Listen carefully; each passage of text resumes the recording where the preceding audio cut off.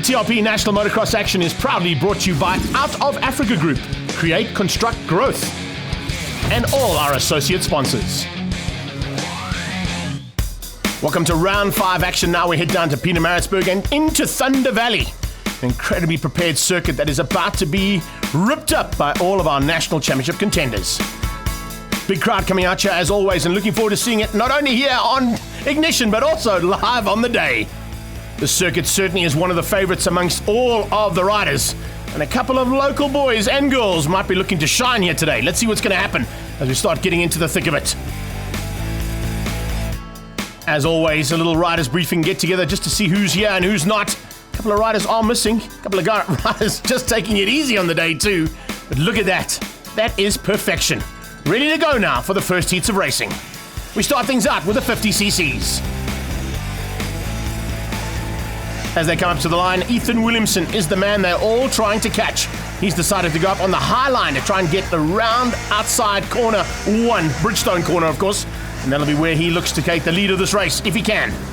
But in this race, there are about 4 or 5 riders that could potentially spoil his day, including the local man, Brodie Bircher. Look out for Logan van Vuuren and Jake van Schoor, who have always been at the front. Out the gates they're going, down towards turn number 1. It looks like it's a good start there from Logan van Vuuren. He's going to hold shot. Yes, he is. Diving through there. Oh, 5, 6, 7 riders down. Big crash here in turn 1. 94 is one of them. It's Trenton Kretzmann. Looks like the 555 going down there as well. Maxwell Faree, Skylar de Kock in there too, and Luke Kroll. But Logan van Vuuren has got away and right on his tail. Looks like that's going to be a hard charge coming right from the word go there from Jake van Schoor. Van Schoor looking to get to the front end. Then comes Bircher in that second pack of riders. He's in about 6th place at the moment. There he goes over the OGO jump and down towards the bottom end of the circuit. Most of the riders have got back up and riding. Aidan Retief, you can see one of the riders caught out there. There's Williamson. He had to take evasive action and try and avoid bits and pieces that were going down, but he's now in 2nd place and closing down on Van Vuuren. The 9-4 bike, as we mentioned, one of the riders who did go down there, Trenton Kretzmann, he's back up and riding, and so is that whole pack. But they're a long way down. New leader, Williamson's at the front. He gets to the front end of this race and starts to get away. Brodie Bircher under a bit of threat there from Evan Frost, and Evan Frost having a very good run here in Maritzburg. Tucked in right behind the local man and pushing him hard. But it's Williamson who's opening up a bit of a margin now over Van Vuuren. Logan van Vuuren in 2nd place, looking for a way now to see if he can find something special to close that gap down. They're on the big track, remember. They normally ride on the small track just around the corner, but today they've decided to, like they've done at all the nationals, put them out onto the big track, just a shortened version of it. Across the start-finish line they go now, and up in towards Motel, coming out of FMF. You see just how hard these guys are working, particularly with the small wheels. It's not as bad as the last couple of rounds. The ruts have not got too big just yet. They may battle a bit later on in the day. Van Schoor running high and wide, looking for a way now to close down on Van Vuuren, looking to take that 2nd place away from him. Looks like 5th place there, the 28 bike, Evan Frost, just falling slightly by the wayside and out of Brodie Bircher's reaches. 243 just behind that as well. Vijay van Niekerk, good run here from the youngster. He's running top 10. It's one of the first times we've seen him in the top 10 this season, which is fantastic to see. Williamson, that's not a problem. Oh, Van Vuuren's gone down. Williamson's crashed into Van Vuuren. Van Vuuren goes down, coming out of Motel, and into that corner. There was no room there for Williamson. He just got straight into the back of Van Vuuren. That is going to open up an opportunity at the front end here, possibly for Jake van Schoor, and now also for Brodie Bircher. All those riders have recovered. They're just ahead of Evan Frost. There you can see the 404 Van Vuuren on the Foss KTM. There's Brett Bircher, and he can see loving life on the sideline with his youngster in with a shot of winning at his home track. He's got one more rider to look after, and that is the 338 of Jake van Schoor, who's also been very quick this entire season. Coming through the back end, watch out for Casey Tilley and Keenan Strauss. Those 2 riders were caught up in that first lap incident. Is that a change-up? No, just getting through one of the back markers there. That is Skylar de Kock. Young lady rider just getting an opportunity there, and you can see lots of support on the sideline. Oh, Van Vuuren forcing another one of our back markers wide. That's Luke Kroll, one of our enduro riders, and he's come through to enjoy himself here today and be part of this 50cc field. 18 riders in the gates. Right now, they're all trying to close down on Van Schoor, who hangs on for now. But look how much closer Bircher is. Bircher can smell victory. There's a very good possibility that Bircher is going to take this one. Let's see if he's able to close that gap and get past. Van Schoor is also going well. Oh, problems! The leader's been caught out there. It looks like it might have slowed him slightly and allowed Brodie Bircher to close in on him. Another rider going down, same corner. It looks like they're getting caught at the bottom here. 28, that's Evan Frost. He's not going to lose any ground. Thought he might just lose out one position. Right, here's the battle for the lead. Van Schoor ahead of the 30 bike there of Bircher. coming through is one of the back. Oh, there's a problem. That is, oh, can you believe that? That's 1 and 2 who have crashed out. Van Schoor has gone down, and Brodie Bircher had nowhere to go. He went in between the rider and the bike and just got caught out, but he managed to stay upright. That was important. He's now got the lead, and he's got a nice margin. Looks like it's Ethan Williamson who's moved up in a second, and right on his tail, Logan van Vuuren. So the biggest loser there, and you can see it's not the only man who's going to go down there as the track starts to rut up a bit more. Van Schoor was the biggest loser. He's dropped down to 4th place.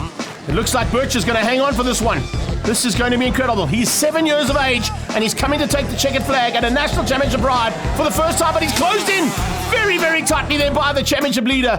Williamson comes through for 2nd place, but it is an incredible ride from Brodie Bircher. Overall results, though, went to Jake Van Schoor, beating out Ethan Williamson and Logan van Vuuren, Evan Frost and Valesky in top 5. What a fantastic 50cc heat, and as you can see, it's a big family day out here today at Thunder Valley. The youngsters are in their house enjoying all the action on and off the track, and that's what it's all about at Motocross Nationals. We're heading into the Premier class now, and MX1 are fired up. There's a big battle expected with a local man, Matty Milan, holding that red plate. Remember, he has had to fight hard over the last couple of rounds and fend off the attack coming from both Tristan Purdon and Lloyd Verquail. At the previous round, we saw a massive improvement coming out of Goosen, so Dave Goosen will definitely be in the front end and looking for a chance to win out. They're lined up now and ready to go. The 15-second board is about to change to 5. Thanks, Page, for that one as the gates are about to drop. Let's see who can get the whole shot into Bridgestone corner. Great start out the gate there, coming from the 2-1, but it looks like on the inside, Verquail has come out of nowhere. He dives through and gets the whole shot into turn 1 Bridgestone corner. Right on his tail, looks like it might be Matty Milan, who's only down in about 4th or 5th place with Purdon in 2nd. Purdon follows Verquail through as they come into Thor for the first time now into this berm. High line coming out of Milan into 3rd, and on his tail is Goosen. So the 4 usual contenders are right there. What a start from Marco de Freya. One of the best starts we've seen out of that young man. Look out for him as he gets better and better on this 450. Purdon closing down on Verquail as they go through Pro Taper into the S-bend, up over the big jump and down into Thunder Valley for the first time. We didn't see this with the junior guys, but we're definitely going to see it with the senior riders now, up over that big tabletop. Pressure already being applied there by Purdon. Purdon looking for a way on the inside now for Verquail. Summit Racing Man out in front of that Red Bull KTM, then it's Q4 Fuels Husqvarna and the Out of Africa Monster Energy Yamaha. Behind that, de Freya coming through there hot and very quick as well. Not giving up just yet. Reverse angle of that finish line jump as they come down into TRP. And look at how hard Purdon is pushing. Man, that is speedway style through there. Lighting that back tire up and getting as much traction out of that Bridgestone tire as he can. And head down onto the braking markers. Now he is all over the back of Verquail. And looking for a chance now to get through on him. Milan is right there too. Diving on the inside line. Milan and Verquail going on the inside. Purdon goes high again. That's kind of where he normally makes it. Oh, problem there for de Freya. De Freya's put the bike down. He picks it up just in time to stay ahead of Wes Deploy. Deploy might just make him work for it now, though. Wes Deploy getting a sniff of that bike in front could give him a chance now to move up into the top 5. Chopping and changing and side by side between 1 and 2. Verquail hanging on, and Purdon is on his tail. It's so tight. Woo! There is nothing in it, and Matty Milan on his home track is sitting waiting.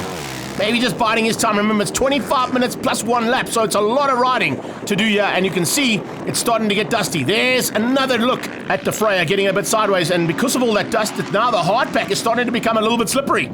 That's why we're seeing riders sliding all over the place. Purdon looking for a chance now. He goes down into the hard right-hander. Milan right on their tail. You can see just how these guys are battling with Roost as well. There's a lot of Roost coming off those front bikes. Change up, Purdon hits the front ahead of Verquail and gets through ahead now, and Milan wants to try and capitalize on it. He is side by side, taking tear-offs in the air at the same time, and still trying to make the pass. How do you do that? Only Matty Milan will tell you how to do that. Bottom turn here in Thunder Valley. We've seen lots of action down here in the past. Will we see more of the same today?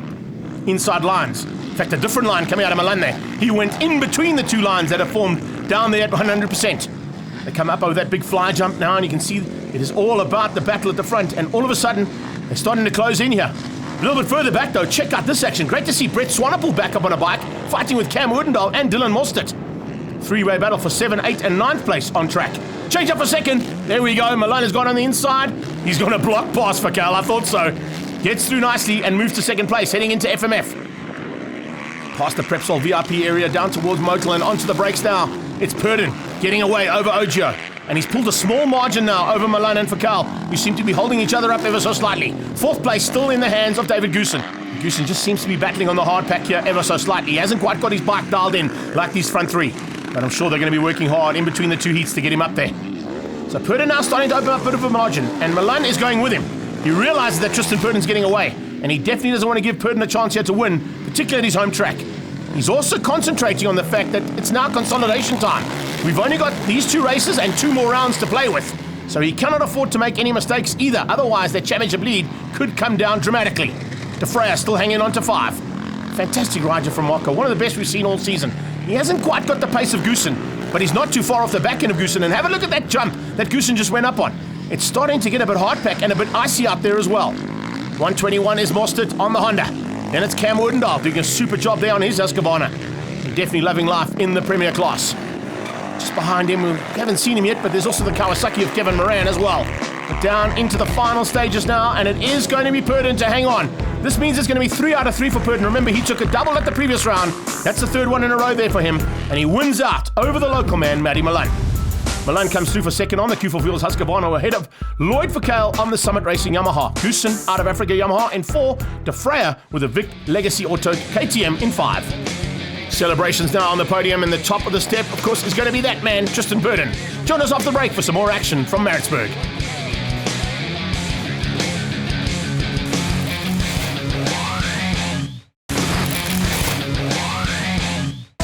Welcome back down to Thunder Valley. Oh, good to see Blaze Baker joining Rob Portman there. Some superbike riders in the house. Rob, of course, giving us all the live commentary on the day, and Baker here to support some of his good friends from Maritzburg. There's a lot of guys out there that have loved every bit of this racing, but a couple of guys with a bit of repairs to be done now in between the heats.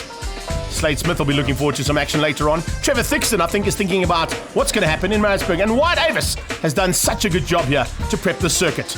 Deegan Bloomfield lines up with Nate McLennan, but they're all trying to close down in this championship, of course, on Blake Young. Young is the man to catch. He holds the red plate in the 85cc Pro Minis, and it's Seth Young, his brother, who hangs on to the 85cc Juniors. 15-second board is going to turn to 5. Those gates are about to drop.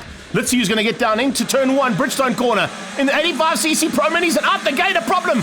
One of the riders getting completely out of shape there. A bucking Bronco out of that gate. Didn't quite work out for him.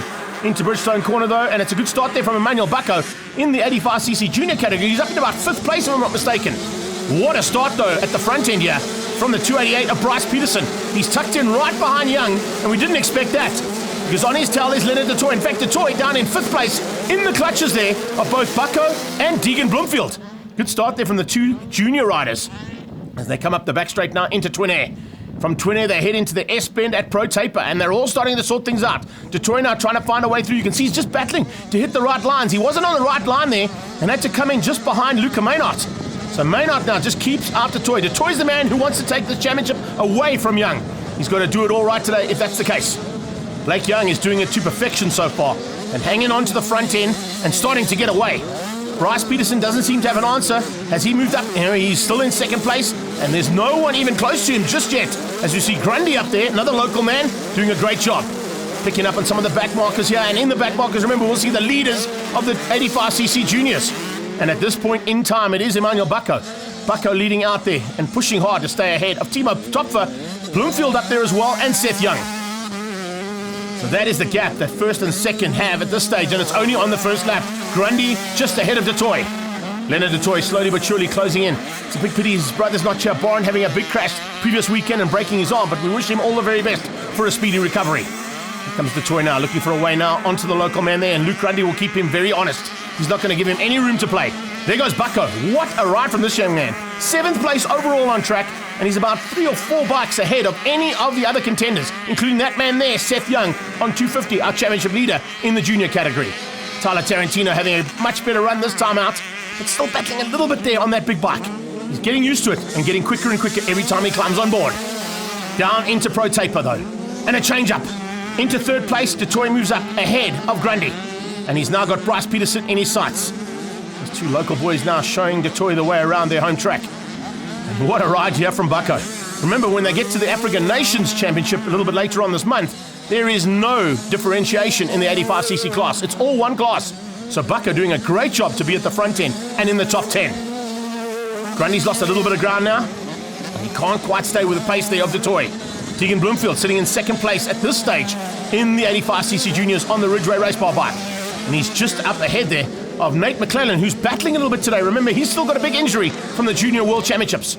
So it's going to take him a while to get back up to real pace that we know McClellan has.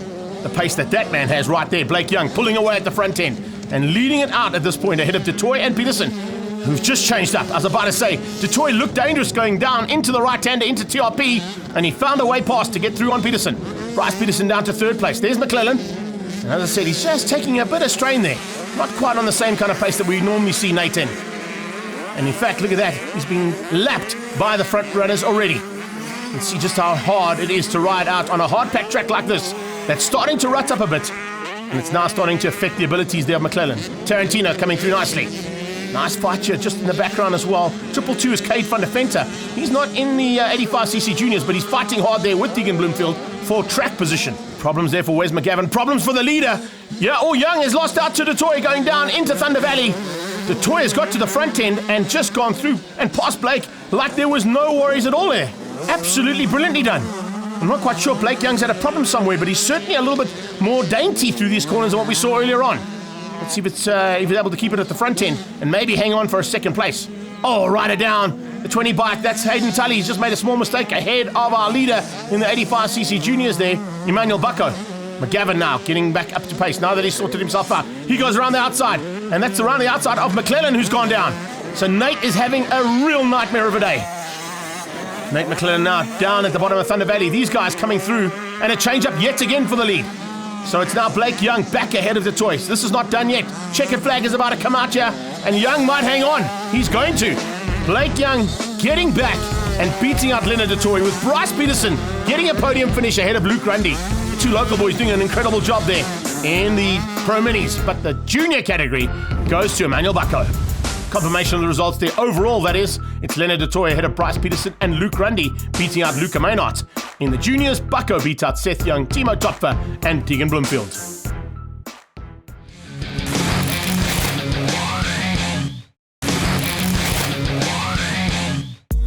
Welcome back to Thunder Valley and the TRP National Championship Motocross Round 5 and some action on and off the track there.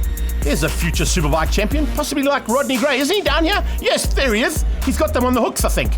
Nice one, Rod. Good to have you here, buddy. Nice to see him supporting as well. Always supporting on the sideline is Ryan from the race shop. And now in the gates, we look forward to MX3s and ladies combined. And these MX3s and ladies have had such a great season. Nice to see Lloyd Fakal jumping up into MX3s as well. Using this for a little bit of extra practice.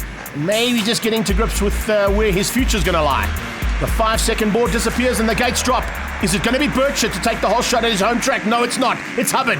Also a homeboy, and he hits the front and whole shots into turn 1, Bridgestone corner. Jono Hubbard followed very closely, though, as they went in there by Tyson Engelbrecht. Bergstrom was there as well, but I think it's Bircher who might be right up on his tail. No, in fact, it's not. Look at that. What a start coming out of this field. Bircher's down in about 4 or 5 place there, I think. And as they come through now, they sort things out. There is the big and only Suzuki on track. Nice to see that in the hands of Bergstrom as they come up over Ogio. But it's 121 out front. And here comes Bircher on the inside, trying to find a way past, but can't just yet on Roger Bergstrom. It's so tight. Look at how those ruts have formed down there on that twin air straight. Good move on the inside, and that is our lady rider, the leading lady rider, Kayla Roth, looking for a 9 out of 9 here today. Possibly 10 out of 10 if she gets both of those right. Sheldon Watkins coming up on a down rider. There might be one of our lady riders who's gone down. Watkins had nowhere to go. Here comes Bircher, though. He's up into potentially 3rd place. And on his tail is Fakal. Fakal coming through nicely. Just showing these boys what he's got in terms of pace. Nice pace there coming around the outside of the Suzuki from Kayla Roth. And the Summit Racing lady leads things out. Natasha Regani had an incredible weekend. Actually was quickest in qualifying, and that's the first time that we've seen a small chink in the armor there for Roth. Speaking of chinks in the armor, front end is about to change up, and Hubbard is under big pressure now from Fakal. Jono Hubbard wouldn't have raced against Lloyd Fakal before, so he's going to have to be very wary about the different tactics coming out of that Summit Racing Yamaha man. Hubbard is fighting for a championship here. Remember, Fakal is just using this as additional practice for MX1. And it might just pay off for him here, that is for sure. Not a bad tactic to have. No worries at all for Roth. She's got a big lead over Regani, who's in 2nd. In fact, down in 3rd place at this point, Megan Jonker and Jadine De Lima having one of the best fights we've seen in the ladies category. There goes Regani. One of the best fights in the ladies category there. And it seems to have just opened up ever so slightly as we see Jonker now pulling away from Jadine De Lima.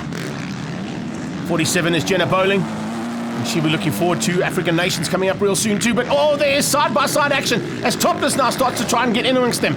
And he's in amongst the back markers as well as his usual contenders. Topless didn't quite have the start he wanted, but he definitely wants to get to the front end quickly.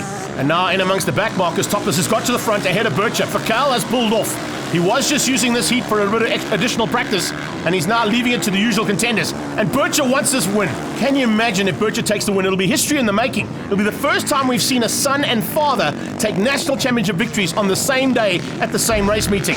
Checkered flag is out, and Bircher's taken it. He has taken the win, and we've seen history made here today in Thunder Valley.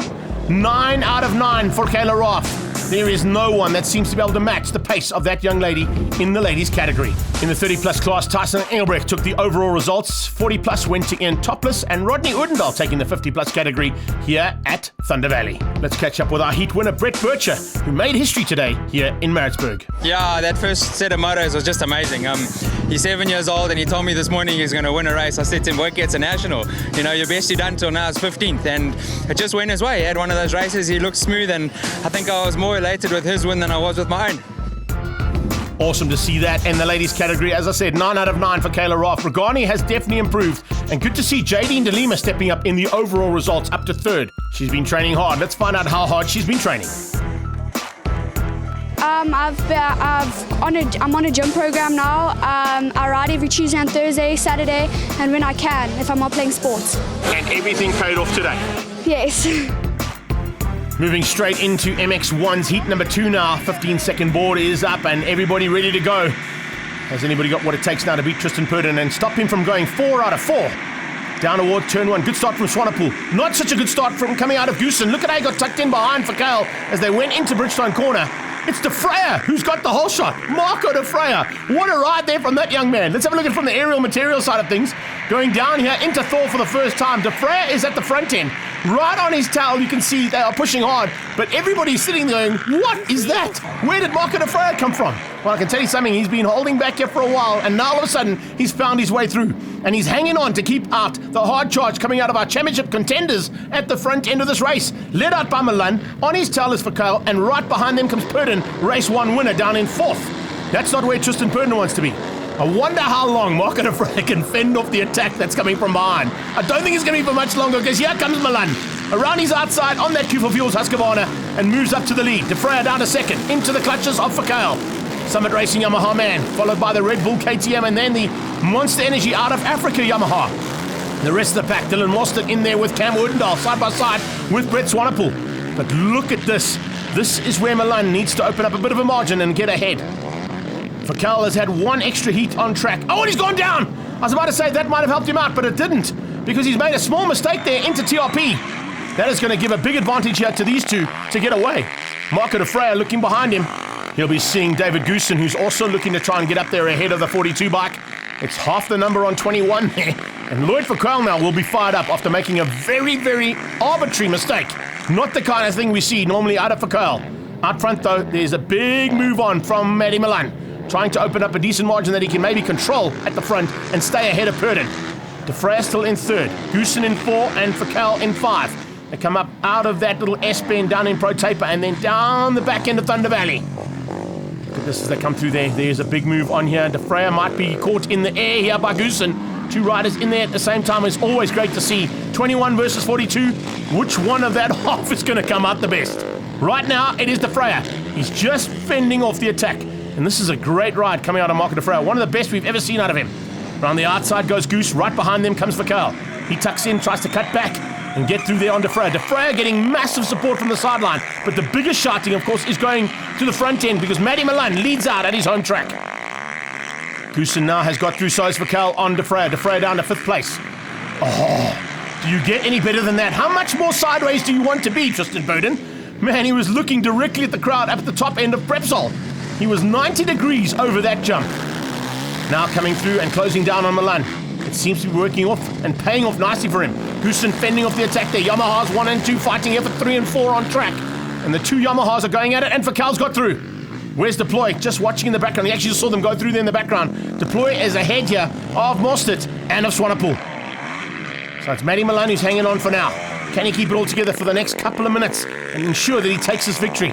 He cannot afford Tristan Purdon to take this win. It's going to close the championship down if it stays like it is right now, down to possibly 3 or 4 points. They're on the last lap. Fakal is coming, and Milan knows that the 2 riders behind him are definitely fighting for this win. De Freyr with one of the best rides we've seen all season from him, and probably in his career in the 450 class, but it's Milan who's out front. They're coming up on the back end of Kevin Moran on the second gear stall Kawasaki. Purdon will make pretty much easy meets of him as he goes through. Oh, and Milan's gone down! Milan has made a mistake at the Out of Africa jump, trying to scrub it. He messed it all up, and he's got it wrong on the last lap. Can you believe that? That is going to give the win to Tristan Purdon. Lloyd Fakal has got through as well. Fakal is going to come through for second place, and Milan will have to settle for third. As he comes across the line there, he's going to be dejected. You can see from the body language, he knows that is a costly mistake. It's brought the championship well into the grasp of Tristan Purdon and Lloyd Fakal, and that top 2 will definitely bring them closer to Milan in the championship, with Goosen in 4th and Deploy in 5th. Let's catch up with our winner. Brand new 2020 KTM, I went 1-1. It's got like 5 hours on and what it can do. Thanks to Kevin for all the help and support. He's been putting time with me and it showed today. And just thanks to everyone who's been helping us. The TRP National Motocross Action is proudly brought to you by Out of Africa Group, Create, Construct, Growth, and all our associate sponsors.